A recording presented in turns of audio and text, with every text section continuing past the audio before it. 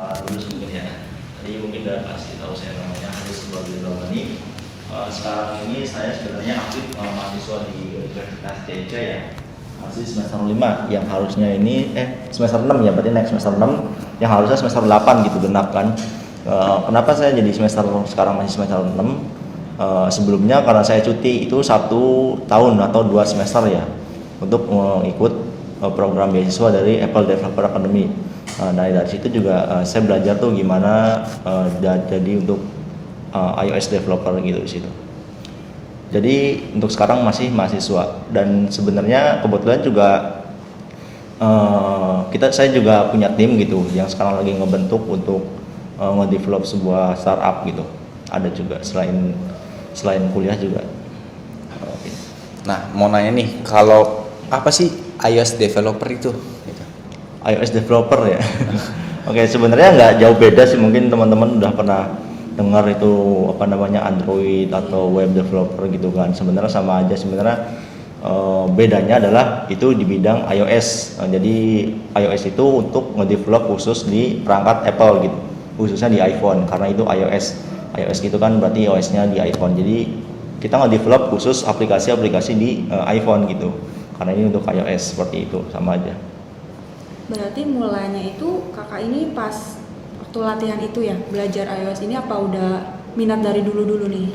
Nah betul, saya mulainya pas lagi ikut pelatihan di Apple Developer Academy ya sebenarnya dari situ. Kenapa? Karena pun meski kalau misalkan saya minat ya waktu itu saya nggak punya device-nya, karena salah satu faktor penting untuk jadi iOS developer adalah kita punya perangkatnya nih. Karena khusus kalau di Apple kita nggak bisa di develop untuk di perangkat selain Windows, MacBook itu di Windows atau di Linux atau di OS lainnya gitu. Jadi benar-benar harus punya perangkatnya gitu yang OS-nya Mac OS gitu seperti itu. Makanya pas di pelatihan di sana saya dikasih fasilitas, semuanya dikasih, pelatihan juga diberi, dimentorin di sana. Jadi di sana saya bisa belajar dengan lebih maksimal gitu. Nah, apa sih motivasi Kak Haris buat mempelajari iOS developer itu? Motivasi sebenarnya sih sebelumnya sih ya, karena kalau saya kan ketika ada kesempatan sebenarnya sebisa mungkin saya ambil ya. Karena pada saat itu emang saya senangnya di dunia IT, di dunia development aplikasi gitu kan. Sebelumnya saya itu nggak ke iOS tapi lebih ke web. Nah, karena ada kesempatan untuk ikut pelatihan di Apple Developer Academy, jadi kenapa nggak coba gitu kan. Dan waktu itu saya masih kuliah aja. Itu saya angkatan atau cohort kedua ya waktu itu.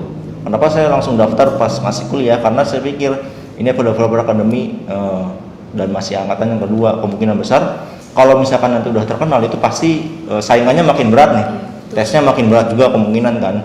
Jadi ketika ada kesempatan coba saya tes deh, saya ikut dan alhamdulillah ternyata keterima. Akhirnya ya udah deh, saya juga minta saran dulu dengan dosen sama orang tua gimana nih kalau saya masih kuliah soalnya gitu kan. Ternyata dosen dan orang tua juga ngedukung gitu ya. Kenapa kalau misalkan ada kesempatan nggak diambil, ya udah akhirnya saya ambil di situ dan saya cuti untuk 2 semester seperti itu. Kan katanya iOS development ini susah ya Kak, aku baca dari Google katanya harus bisa menguasai suatu program kayak namanya tuh Switch yang dibuat sama Apple, itu benar nggak sih Kak? Bahasa pemrograman maksudnya? Betul. Swift ya? Swift bahasa pemrograman ya. Sebenarnya pengen development apapun, pengen menggunakan bahasa apapun sebenarnya kurang lebih sama ya kalau misalkan memang udah biasa di dunia pemrograman. Kalau misalkan contohnya saya sebelumnya udah punya di PHP dan saya mau belajar lagi nih bahasa pemrograman baru untuk ngedevelop aplikasi iOS. Sebenarnya itu nggak terlalu sulit ya. Mungkin kalau yang sulit itu yang benar-benar dari awal gitu, belum tahu sebelumnya pemrograman itu apa sih, bahasa pemrograman itu apa sih, dan dia dari nol terus mau belajar Swift. Sebenarnya bukan sulit juga sih, butuh proses ya. Prosesnya bakalan lebih lama dibandingin dengan orang yang udah sebelumnya belajar bahasa pemrograman lain. Kayak misalkan saya waktu itu udah belajar PHP gitu kan untuk di webnya gitu. Dan ketika saya belajar di Swift juga nggak terlalu sulit gitu. Ada memang proses transisi yang mungkin butuh waktu gitu kan. Cuman nggak bakal selama orang yang mungkin baru belajar bahasa pemrograman seperti itu. Nah, mau tanya nih Kak, bedanya Android development sama iOS itu apa sih Kak bedanya? Sebenarnya development ya itu tadi saya sudah bilang, sebenarnya kalau ada development sih nggak ada yang berbeda. sama-sama ngedevelop aplikasi. Yang beda itu kita ekosistemnya gitu. Ekosistemnya kita di ekosistem Apple kita buatnya. Kalau Android berarti ekosistemnya ekosistem Android, smartphone yang basisnya Android gitu kan. Kalau misalkan Apple iOS developer, berarti kan kita butuh yang pertama device-nya gitu kan, terus pengetahuan tentang di iOS development-nya sendiri itu. Bahasa pemrogramannya pun beda. Jadi kalau tahap developernya sih semua aplikasi yang rata-rata hampir sama ya, nggak jauh beda. Yang bedain adalah lingkungannya gitu. Kita ekosistemnya di iPhone atau di Apple, berarti kita harus menguasain semua yang berhubungan dengan development Apple tersebut. Jadi kalau misalkan saya iOS, berarti saya harus menguasain dari mulai perangkatnya, dari mulai software developmentnya gitu kan. Kalau misalkan di iOS kan mungkin pakai Xcode gitu, kita tahu Xcode itu operasinya gimana sih, terus Swift-nya itu gimana sih cara makainya, kita harus memahami juga bahasa pemrograman Swift-nya seperti itu. Kalau di Android mungkin kan ada Java atau Kotlin dengan software development-nya Android Studio seperti itu, sama-sama harus menguasain. Cuma bedanya lingkungannya kita di lingkungan Apple atau di lingkungan iOS. Kalau misalkan Android jadi Android Studio seperti itulah contohnya. Nah, dengerin nih ya, saya kan sempat pakai Apple juga kan. Iya. Nah, kenapa ya kalau bisa pakai Apple tuh sangat beda jauh dengan Android gitu? Bener banget. Oke. Di iPhone berarti ya? Iya. HP ya, iPhone. Iya. Beda jauhnya gimana nih? Ya memang setiap device pasti dengan dengan ekosistem yang beda ya. Apple dengan smartphone itu sebenarnya lumayan beda. Dan menurut Mas kira-kira lebih gampang mana nih kalau misalkan Android sama iPhone? Kalau menurut saya ya pribadi lebih gampang Android ya. Dari sisi kayak kita berbagi file gitu kan. Lebih gampang Android gitu. Kalau iPhone kan susah gitu kalau berbagi file atau apa, kita kan harus sama iPhone-nya lagi gitu kan. Pakai iDrop gitu kan. Nah, kalau Android kan mau ke sesama iPhone mau ke iPhone atau mau sesama Android kan gampang gitu. Nah, itu gimana gitu bisa gitu? Oke. Sebenarnya faktanya nih ya, banyak orang yang mengatakan bahwa sebenarnya perangkat Apple itu jauh lebih mudah dibandingin OS lain sebenarnya. Tapi dengan syarat itu antara perangkat Apple lagi. Dengan perangkat, kalau misalkan saling berbagi dengan antara perangkat Apple lagi, misalkan iPhone dengan iPhone itu dengan sangat mudahnya kan. Tapi berbeda kalau kekurangannya adalah ketika saya punya iPhone tapi teman sayanya Android. Nah, itu yang mungkin agak susah. Mungkin itu yang agak susah. Tapi ketika sesama perangkat iPhone dengan MacBook dengan iPhone lagi, itu sangat-sangat mudah untuk nge-share-nya. Apalagi kalau misalkan saya punya satu perangkat Apple lengkap nih, bisa punya iPhone, punya MacBook, punya Apple Watch gitu kan. Itu contohnya. Nah, itu saya untuk berbagi antara device saya sendiri itu sangat mudah gitu. Ibaratnya saya copy paste itu, misalkan mau copy di MacBook, saya paste di HP atau kebalikannya gitu. Saya ngopi di HP, tinggal copy terus tinggal paste di MacBook tanpa harus ngapa-ngapain, tanpa harus transfer. Saya mau ngopi foto nih, terus mau ngirimnya lewat MacBook, misalkan mau ngirim di Facebook misalkan, nguploadnya via MacBook ya. Terus saya copy di di iPhone, saya paste di MacBook pun langsung bisa. Kalau misalkan iCloud-nya itu sama-sama login gitu. Itu contohnya, salah satu contoh gimana sih gampangnya kalau misalkan sesama device Apple itu saling berbagi gitu kan. Nah, memang kalau misalkan kekurangannya, karena rata-rata di Indonesia itu banyaknya smartphone-nya bukan iPhone-nya, kan Android gitu kan. Nah, itu yang mungkin agak susah gitu kalau misalkan untuk sharing berbeda device gitu. Cara mengantisipasinya mungkin lewat media sosial atau kayak share WhatsApp atau Telegram seperti itu kan. Kalau misalkan ngirim file itu mungkin kendala dan kelebihannya. Cuman emang jauh lebih mudah kalau misalkan sesama perangkat iPhone gitu. Nah, dengar-dengarnya kan kenapa sih iPhone itu sangat kayak tadi kakak bilang kan di Indonesia kan dia terkenalnya HP-nya smartphone ya atau Android ya. Sedangkan di kayak negara-negara luar kayak misalnya negara-negara maju kayak Amerika atau ya sebagian besar Eropa kan dia menguasai iPhone kan. Kayak Singapura dia menguasai juga iPhone kan. Kenapa sih Indonesia nggak menguasai iPhone dan malah menguasai Android gitu? Sedangkan tahu kalau iPhone itu kan bisa dibilang HP-nya bisa apa ya, menjaga privasi kita gitu kan, keamanannya lebih bagus gitu kan. Betul. Kenapa sih Indonesia malah lebih banjirnya di Android gitu? Oke. Yang pertama ya mungkin masalah privasi emang iPhone benar-benar ketat ya, benar-benar menjaga benar-benar privasi si penggunanya gitu kan. Dibandingin dengan Android, yang Android itu notabene banyak sekali merek-merek yang kita berbeda-beda bisa jadi security-nya gitu, keamanannya kan. Nah dari situ kenapa sih Indonesia lebih banyaknya smartphone gitu penggunanya kan dibandingkan dengan iPhone, beda dengan negara-negara maju seperti Amerika atau Jepang atau lain sebagainya. Ya karena mungkin dari segi ekonomi juga kali ya, karena Apple juga perangkat ekosistem Apple ini hampir semuanya ini ya lumayan ngerogoh kocek gitu kalau misalkan kita ingin punya perangkat atau device-nya gitu, kayak misalkan dari HP-nya aja tuh, misalkan smartphone Apple dengan smartphone Android ini harganya udah cukup lumayan gitu. Cuman dari situ juga kita udah terjamin build quality-nya, kualitasnya terjamin, privasinya juga terjamin, semuanya terjamin. Jadi ibaratnya emang harga lebih mahal, cuman dari situ kita juga nggak akan takut kalau misalkan HP kita ini kurang bagus, HP kita ini privasinya jelek gitu. Jadi udah teruji lah, udah semuanya udah teruji kalau misalkan iPhone ini emang bagus gitu. Kalau misalkan harga memang lebih mahal daripada smartphone. Dari situ mungkin ekonomi yang di Indonesia mungkin kurang kalau misalkan untuk semuanya rata-rata mungkin banyaknya jadi pakai smartphone gitu. Kalau misalkan negara-negara yang maju mungkin udah pada bisa nih untuk buat beli perangkat iPhone gitu kan.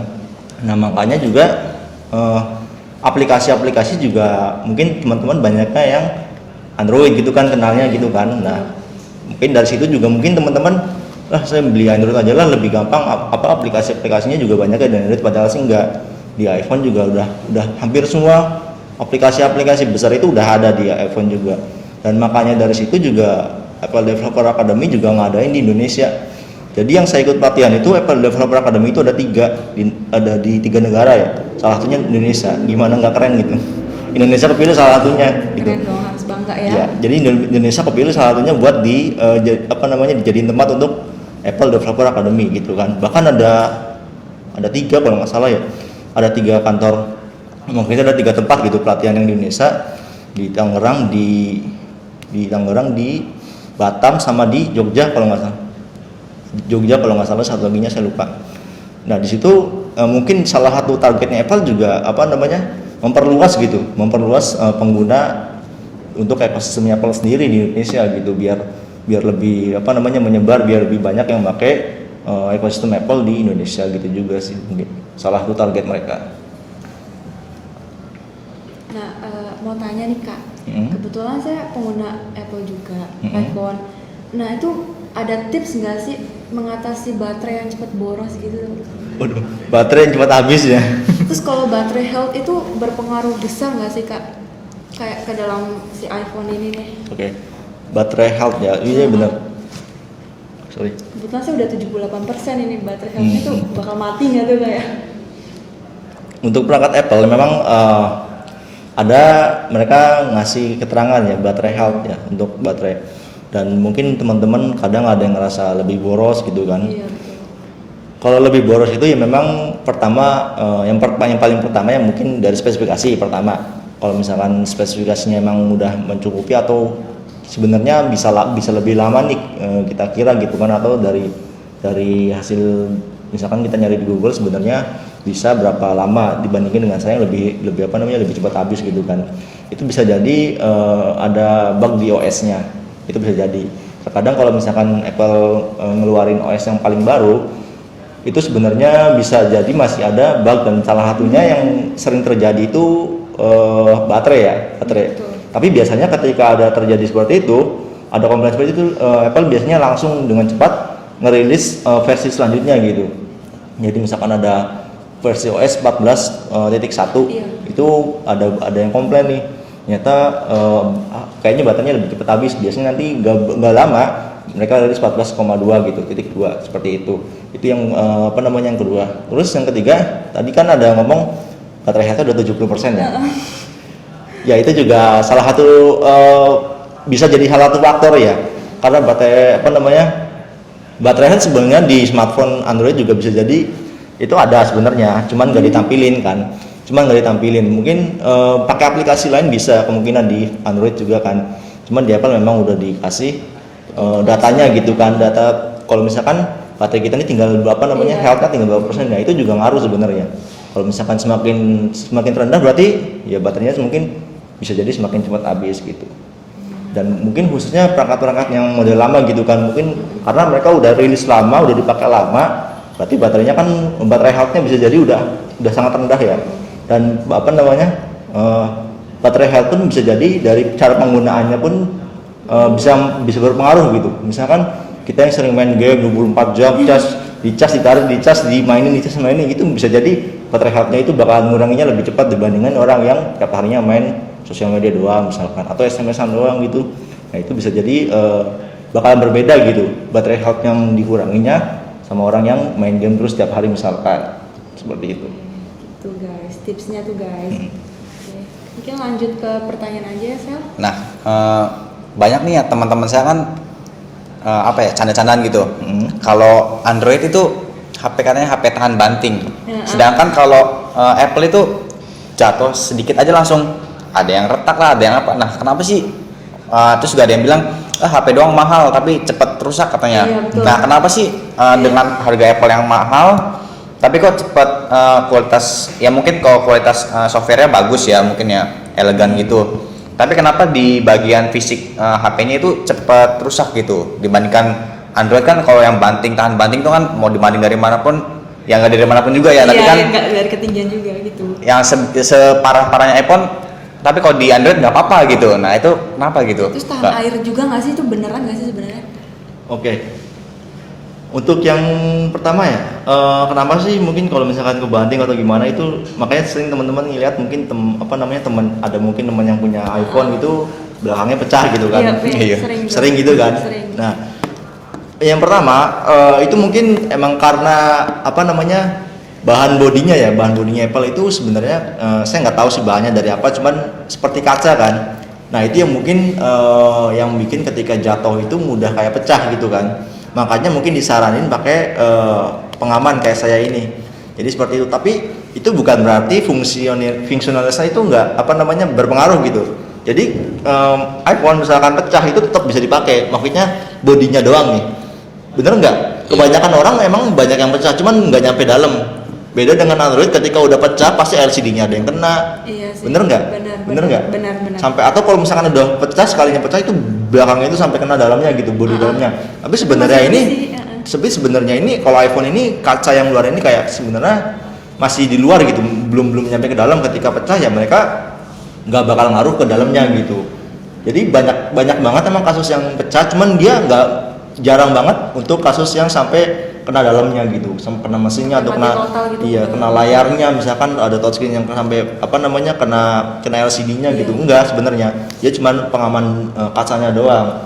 Kalau misalkan Android seringnya itu kalau misalkan udah pecah itu ya LCD-nya kena, misalkan ada yang nggak bisa tapi kalau orang-orang saya lihat juga ada yang layar pecah misalkan pakai iPhone juga tetap makanya enjoy aja gitu. Jadi fungsionalitasnya itu tetap berjalan gitu dengan baik. Kalau misalkan iPhone itu sebenarnya mungkin faktor untuk bodi luarnya aja mungkin yang bahannya seperti kaca gitu ya, makanya ketika jatuh itu mungkin jadi lebih mudah kayak retak gitu kan, dibandingin dengan Android yang mungkin bahannya kan banyak yang kayak itu lupa, silikon ya pokoknya kayak model plastik gitu, model plastik gitulah bodinya gitu kan, saya cuma lupa namanya. Itu iya, jadi beda gitu kan, itu bukan bahan yang ketika jatuh itu kayak pecah gitu kan. Berbeda dengan iPhone, bandingin aja kalau iPhone belakangnya mungkin kayak udah diketok juga udah kayak kaca gitu kan. Makanya ketika jatuh itu kayak retak gitu kan, udah gampang retak. Tapi beda dengan Android yang mungkin kayak plastik gitu kan, nggak mungkin pecah gitu kan. Pun kalau misalkan sekalinya pecah ya mungkin HP dalam gitu nantinya tuh. Gitu mungkin kalau Android. Nah, ada nggak sih tips buat penonton nih yang khususnya buat pengguna iPhone ya? Biasanya kan kalau pengguna iPhone nih, satu galaunya karena casan tuh, casan. Yang kedua tuh ya mungkin saya aja nih pribadi LCD udah ganti berapa kali ya, LCD gara-gara ketekan tuh, sering ketekan. Nah itu ada nggak sih tips buat ngejaga casan yang katanya cepat rusak gitu kan? Nah sama menjaga LCD biar tetap awet juga gitu. Ada nggak sih tipsnya gitu yang kakak pernah pelajarin di iOS developer itu? Oke. Kalau untuk masalah hardware itu sebenarnya nggak di sana ya. Nggak diajarin ataupun dikasih informasi, karena itu masalah perangkat kerasnya sendiri dari Apple-nya sendiri. Mungkin kalau misalkan saya nggak tahu sih kalau misalkan casan atau LCD-nya itu cepat rusak atau gimana ya, karena mungkin bisa jadi itu emang versi iPhone yang bawah mungkin ya, karena mungkin versi iPhone yang lama misalnya iPhone mulai dari iPhone 6, 7, 8 gitu kan mungkin masih ada beberapa kekurangan. Nah mungkin sampai sekarang kan iPhone udah ngeluarin yang terbaru misalkan 12 gitu kan. Kayak saya sekarang kan pakai iPhone yang 10 kan. Itu sebenarnya sih udah nggak ada masalah ya. Kalau misalkan kita ngikutin perkembangannya Apple sendiri itu. Bahkan saya sendiri ini HP aja udah jatuh dari ketinggian udah berapa kali. Masih kuat sama sekali, nggak ada retak, nggak ada apapun. Ya memang karena pengaman juga sih, saya nggak pernah ngelepas pengaman karena saya tahu barangkali kalau misalkan ada kejadian apapun biar tetap aman saya pakai pengaman ini gitu. Jadi ya mungkin pertama pakai pengaman gitu kan.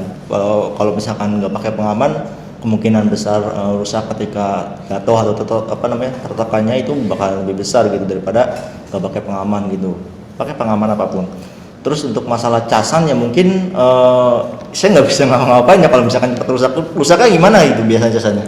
Biasanya sih kalau yang dikeluhkan sama teman-teman di luar sana kan cepet nggak bisa ngecas gitu ya. Jalan-jalan harus bawa power bank lah pokoknya gitu tuh, kayak ya gitu juga bisa, terus cepat habis juga gitu. Oke. Ya kalau itu mungkin dari kapasitas baterainya di versi iPhone berapa gitu kan. Terus kalau misalkan casan juga misalkan rusak, mungkin karena gantinya yang bukan yang ori gitu misalkan contohnya. Jadi kurang cocok atau gimana, bukan dari official Apple-nya gitu kan. Dan mungkin ya itu yang terakhir karena mungkin masih nggak tahu saya versi iPhone-nya iPhone berapa gitu kan. Cuman yang jelas saya nyoba sampai sekarang ini yang iPhone 10 aja udah awet sampai sekarang. Dari ketahanan HP-nya maupun casannya, kabelnya itu udah benar-benar kuat banget. Jadi mungkin itu memang kekurangan di iPhone versi bawah ya, kalau misalkan emang ngerasa casannya yang kurang bagus atau nggak bisa ngecas ataupun gimana, ya itu mungkin kekurangan di versi bawah. Cuman untuk kesininya Apple semakin bagus kok. Sampai sekarang juga saya yang 10 aja udah udah aman banget gitu kan. Apalagi yang 11 ataupun 12 saya sendiri belum nyoba. Mudah-mudahan saya bisa nyoba. Oke nih Kak, barangkali di teman-teman di rumah ada yang mau coba pakai Apple gitu, iPhone tapi belum punya cukup budget tapi pengen yang ya iPhone 6, 7 gitu. Saran Kakak yang masih oke untuk dibeli tuh iPhone berapa sih? Oke. Sebenarnya masalah iPhone sih nyesuaiin kebutuhan aja ya. Nyesuaiin kebutuhan dan mungkin nyesuaiin kebutuhan dan budget gitu ya. Kalau misalkan iPhone juga kan dari mungkin 6 masih ada sekarang yang jual 6, 7, 8 gitu kan. Kalau saya sih jujur nggak bisa ngasih saran gitu ya. Kalau misalkan ini ya karena sesuai orangnya juga gitu kan, sesuai orangnya budgetnya, terus butuhnya untuk kebutuhan apa gitu kan, disesuaiin aja gitu. Terus mungkin dari bentuknya juga ada yang nggak senang yang nggak senang yang gede gitu. Misalkan sebenarnya saya juga nggak terlalu senang yang HP yang gede gitu, mendingan yang compact pas di tangan gitu kan. Kayak misalkan contoh iPhone SE yang 2020 nih, iPhone SE yang terbaru ini 2020 kan itu bentuknya nggak terlalu besar, bentuknya itu kalau nggak salah kayak iPhone 8 tapi spesifikasinya dia udah kayak iPhone 11 gitu kan, persis banget. Jadi udah bodinya yang nggak terlalu besar dan spesifikasinya yang udah gede, itu yang menurut saya cocok gitu kan. Dan iPhone SE pun itu kalau nggak salah varian yang paling murah di antara iPhone yang paling baru gitu. Jadi itu guys tipsnya. Bisa jadi untuk teman-teman kalau misalkan pengen nyoba kualitas performa yang paling terbaru cuma dengan budget yang kecil, itu iPhone SE yang 2020 yang terbaru itu bisa jadi pilihan gitu. Kalau misalkan yang versi lama saya juga belum terlalu tahu ya untuk itu informasinya, jadi ya saya kurang bisa nyaranin gitu untuk yang itu. Intinya sih nyesuaiin dengan kebutuhan dan budgetnya teman-teman gitu. Oke, siap. Terdekat lu. Ini berarti Pas. Nah, boleh dong Kak dijelasin ada nggak sih suka ataupun dukanya mempelajari iOS developer itu gitu? Oke, suka dan duka ya. Kebetulan karena saya belajar di lingkungan yang langsung dimentorin dengan ahlinya gitu kan di Apple Developer Academy, dan dengan teman-teman yang benar-benar emang minat di bidang tersebut gitu kan. Alhamdulillah sih selama saya belajar di sana itu lebih banyak sukanya ya, lebih banyak saya ini lebih banyak pengalaman yang positifnya gitu dibandingin yang negatifnya gitu kan. Dan kalau pengalaman sukanya sih ya mungkin di sana kita diajari dengan pertama langsung dengan mentornya gitu. Mentornya itu dalam artian benar-benar ahli di bidangnya gitu kan. Kita di sana di Apple Developer Academy di mentoring dengan tenaga ahli yang benar-benar sudah biasa di bidang Apple di bidang iOS development gitu kan. Terus yang kedua teman-temannya juga di sana memang sama-sama minat di bidang tersebut. Jadi di sana kita sebenarnya sedikit sharing ya. Di sana itu metode belajar itu challenge based learning. Jadi kita setiap hari itu dihadapin dikasih dengan namanya challenge gitu. Jadi dengan tim yang dibentuk kita harus menyelesaikan challenge yang sudah diberi ataupun yang kita buat sendiri gitu di sana.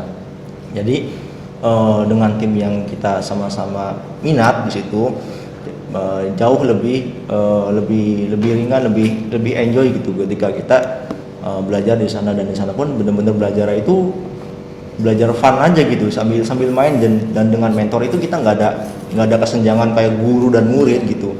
Kita benar-benar fun aja dengan mentor, juga ngobrol seperti biasa. Kalau misalkan makan siang bareng, kemana pergi bareng gitu kan, itu benar-benar enjoy di sana itu belajarnya seperti itu. Dan untuk suka dukanya berarti ya dukanya ya mungkin ketika ada ada challenge yang benar-benar kita belum maksimal gitu ngerjainnya gitu, belum maksimal kita ketika nuntasinya. Jadi di sana itu sebenarnya nggak dituntut ketika kita dikasih challenge itu harus selesai gitu kan. Cuman ketika nggak selesai itu kita ngerasa wah berarti kita kurang maksimal nih di sini. Kenapa kita bisa nggak selesai? Tapi dari situ juga kita bisa jadi refleksi nih bahwa oh iya berarti kita kurang di mana nih? Kenapa kita challenge-nya nggak selesai? Dari situ bisa refleksi buat di challenge selanjutnya itu bakalan bisa lebih baik lagi gitu. Dan emang kita proses ya dari awal sampai final challenge itu ya mungkin awal-awal pasti banyak banget yang gagal, yang udah maksimal, dan dari situ sampai final challenge itu udah bener-bener wah banget lah. Di sana udah bagus, udah bener-bener mantap banget, timnya juga, aplikasi-aplikasi yang dibuatnya juga udah mantap gitu. Jadi ya seperti itu. Nah kalau berarti di sana kakak tuh berapa lama tuh di pelatihan di iOS developer itu? Nah itu asrama atau kos atau gimana gitu? Oke.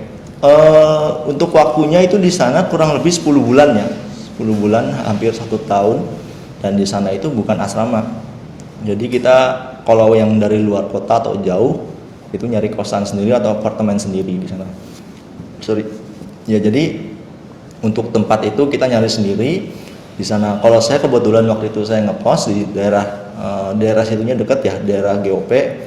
Jadi tempatnya itu di GOP, Green Office Park gitu di Tangerang kalau yang saya ikutin ya.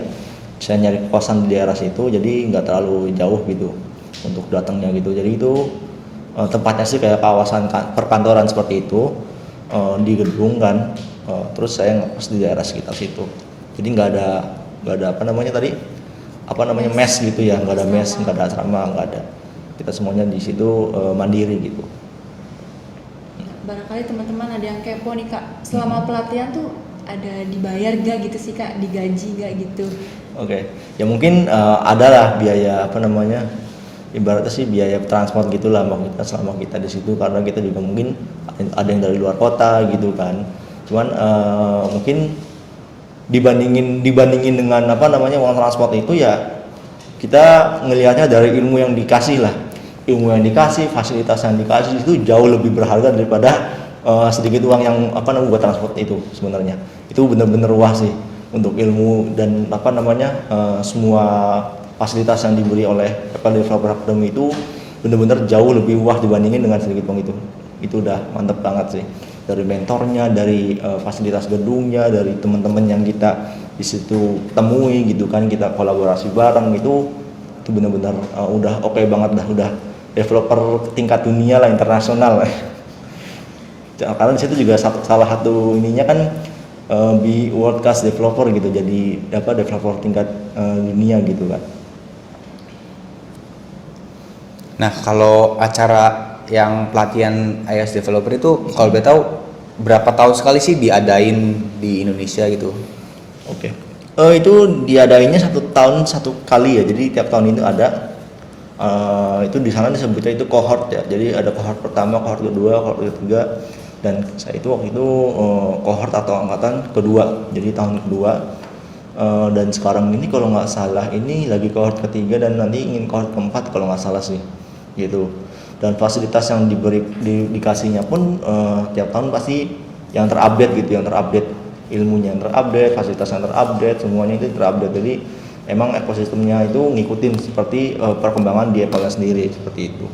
Dan semua di negara lain juga sama, mungkin 1 tahun sekali gitu.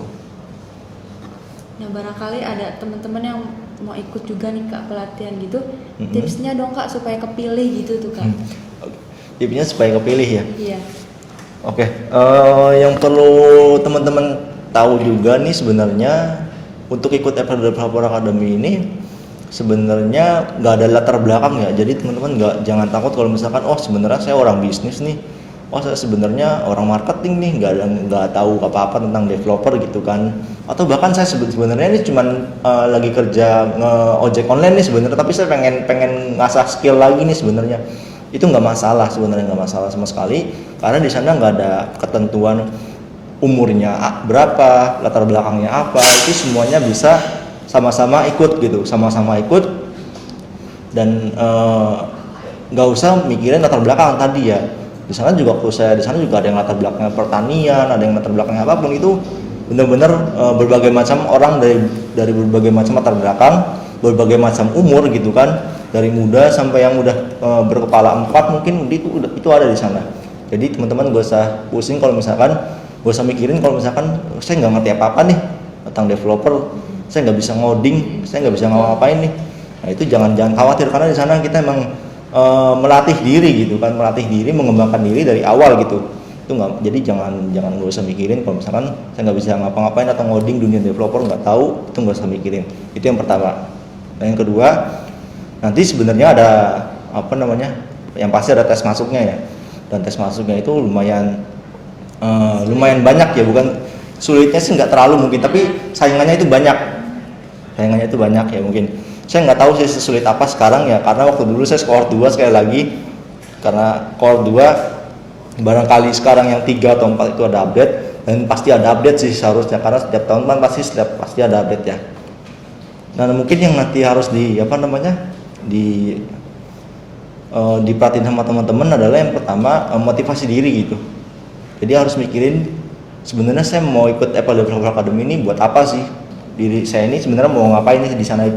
Itu harus punya motivasi, karena nanti di situ ada namanya motivation letter. Jadi kita harus nulis surat motivasi untuk motivasi diri, kenapa sih saya di sana itu. Jadi biar mereka ini bisa nilai kenapa mereka harus menerima saya gitu di sana. Itu yang pertama, motivasi. Dan mungkin saya nggak tahu penilaiannya seperti apa, bisa jadi yang dari situ yang paling besar gitu kan.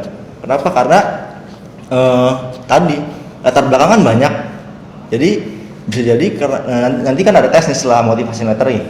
Cuman kan tes itu kan bisa jadi orang yang latar belakangnya beda, latar belakang dari yang lain kan bisa jadi itu ngisinya juga nggak terlalu bagus kan, nggak terlalu baik dalam ngisi tesnya nanti. Nah, mungkin bisa jadi dari data motivation letter ini nih yang paling ditekanin nih. Cuman saya nggak tahu emang penilaian dari sananya kan, kita nggak bisa tahu kan. Nah setelah motivation letter ini baru nanti ada tes. Jadi dari tes itu online gitu kan tesnya. Nah itu berkaitan dengan itu kalau nggak salah sih tesnya sama semua yang merata. Jadi nanti kan di situ itu ada sedikit logik, ngebahas logika. Kalau nggak salah sih, ingat saya waktu dulu di cohort 2 ya, ada sedikit bahas matematika dasar, terus desain dasar, dan itu benar-benar dasar semua kok, nggak terlalu sulit, benar-benar dasar semua. Dan itu kalau nggak salah ada 4 section jenisnya ya. Dengan total ini waktu dulu itu 20 kalau nggak salah, saya ingat saya. Cuman pasti sekarang sih ada update, saya nggak tahu yang sekarang seperti apa. Dan kurang lebih sih seperti itu untuk yang tesnya ya. Nah kalau misalkan tesnya lulus, apa mau kita motivasi dan tesnya lulus, ada 2 ini kan semuanya udah pas nih. Terus setelah itu nanti diundang untuk datang langsung. Kalau saya dulu datang langsung, mungkin kalau yang lagi sekarang mungkin online ya. Dulu saya datang langsung ke sananya untuk interview, itu yang terakhir. Jadi di interview ini ibaratnya ya mereka pengen nilai kita langsung gitu kan, pengen lihat kita itu sebenarnya gimana sih antusiasnya gitu kan. Nah di sana mungkin saran saya ketika interview ya tunjukin seberapa besar sih antusias kita untuk ikut di situ tuh. Ya tanyain semua yang ada di benak kalian gitu, yang ada di benak kita semuanya tanyain aja situ, jangan malu-malu, jangan tunjukin rasa malu-malu, rasa deg-degan atau gimana gitu, santai aja tunjukin, terus tuangin semua yang ingin kita tanyakan gitu di situ. Dan di sana itu kalau nggak salah sih dulu itu ada sedikit diskusi gitu kan, ada sedikit diskusi dengan si mentornya gitu untuk masalah bahas sesuatu gitu kan, bahasanya beda-beda sih, seperti itu. Nah terakhir nih Kak, kalau misalnya Kakak udah pernah mengikuti pelatihan itu ya. Nah sedangkan pelatihan itu diadakan setiap tahun, setahun sekali gitu. Nah itu kalau di tahun berikutnya Kakak ikut lagi itu bisa nggak? Atau maksudnya sekali ya udah sekali gitu mengikutinya, atau boleh mengikuti di tahun berikutnya gitu? Emang nggak ada ketentuan. Kalau setahu saya sih nggak ada ketentuan bahwa kita ini nggak boleh ikut lagi ya. Cuman mungkin dari mereka juga ada prioritas ya, ada prioritas namanya. Mungkin karena tiap tahun juga di limit yang bisa keterimanya berapa dari ribuan orang pendaftar, bisa jadi mereka lebih prioritasin yang ini dulu, yang belum pernah ikutan dulu, seperti itu. Jadi karena yang ikutnya ribuan ini tiap tahun ini kan yang daftar, dan yang diterima itu cuma 200. Itu per daerah satu kuotanya 200 atau 200 ini per tempat, jadi ya per daerah. Jadi yang kantornya yang di Tangerang berarti dia menerima 200 ya. Yang di Batam mereka juga 200 kalau nggak salah sih, seperti itu. Berarti se-Indonesia tuh terima cuma 600 orang gitu 600. ya. Seperti itu. Banget. Iya, dari ribuan orang. Mungkin yang di Tangerang bisa jadi yang daftarnya 4.000, dari 4.200 doang yang terima gitu. Jadi ya kita di situ maksimalin gitu. Kalau misalkan emang tahun depannya pengen ikut lagi ya, saya belum ini sih, belum pernah gitu, belum pernah nanya juga boleh apa enggaknya gitu kan. Tapi kemungkinan besar ya dari mereka juga ada faktor untuk memprioritaskan dulu yang belum pernah sih, seperti itu. Tapi bagian semua. Kedepannya pengen nggak gitu ikut lagi gitu? Kalau rasa ikut lagi sih ya sebenarnya pengen sih. Karena gimana ya, sana itu belajarnya asik banget gitu kan. Belajarnya asik, bener-bener fasilitasnya dikasih, mentornya juga bagus-bagus gitu kan di sana untuk nge-mentoring kitanya gitu kan. Cuman ya sekali lagi karena di sana saya udah pernah ngalamin gitu kan, mungkin nanti yang diberikan juga kurang lebih sama gitu. Jadi ya ibaratnya kita udah punya contekannya lah gitu kan. Daripada gitu ya saya mah lebih baik ngasih ke yang belum pernah dulu gitu kan. Yang belum pernah. Kalau misalkan rasa saya sendiri mau ikut sih ya pasti, karena ya keasikannya itu di sana gitu dalam belajarnya. Cuman karena udah pernah gitu kan, mungkin ilmu yang dikasihnya juga nanti bakalan sama gitu kan. Lebih baik kita yang udah pernah ya bisa lebih ngasah dari yang udah pernah dikasih itu gitu, dibekalin di sana, sisanya ketika selesai kita ngasah sendiri gitu. Jadi kalau misalkan ikut lagi kan kita kayak ngulang lagi ilmunya tuh sama aja gitu kan, seperti itu.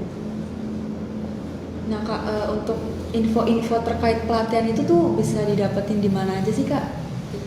Info pelatihan kalau Apple ngadain gitu tuh. Okay. Yang pertama sosial media pasti ada.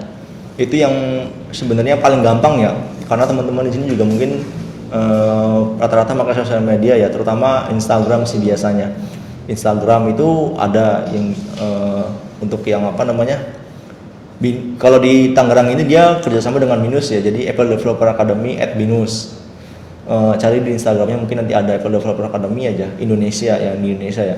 Terus kalau yang di Batam ini dengan Infinite Learning tempatnya gitu, dengan Infinite Learning Apple Developer Academy @infinite learning gitu kan, cari di Instagram barangkali ada sih, ada cuman saya ID-nya lupa. Cuman yang ketiga satu laginya itu dengan universitas juga yang di apa namanya, yang di Jogja ya, tadi saya ngomong gitu, saya lupa yang satu laginya itu, dengan universitas juga saya lupa ya. Intinya sih ada 3 gitu kan, salah satu yang di Tangerang, satu di Jogja, satunya di Batam. Mohon maaf kalau misalkan yang satunya lagi salah ya, saya juga agak lupa soalnya ya. Jadi yang pertama di sosial media gitu kan, sosial media itu mereka update juga. Jadi ketika ada pembukaan pendaftaran, mereka juga update di situ. Ketika ada kegiatan apapun yang informasi-informasi penting mengenai Apple Developer Academy, mereka pasti update di sosial medianya. Yang kedua, yang pasti mereka juga punya websitenya gitu kan. Untuk pendaftarannya pun di situ biasanya. Cari di Google, saya URL-nya nggak mungkin hafal sih. Cari aja di Google, misalkan yang di Tangerang berarti kan Apple Developer Academy @binus gitu. Nanti mungkin di situ keluar pencariannya gitu yang di Binus seperti itu. Sama dengan yang Infinite Learning yang di Batam dan Jogja juga seperti itu. Oke guys, mungkin cukup dari kita buat informasi tentang iOS Developer. Semoga penonton setia podcast Himasi bisa paham nih ya dikit-dikit tentang iOS gitu kan. Nah oke, saya pamit undur diri, saya Marcelino. Saya Stefani Tevena. Dan Ya, Haris Bahrudin Robani. sampai jumpa di Himasi Podcast berikutnya. Bye.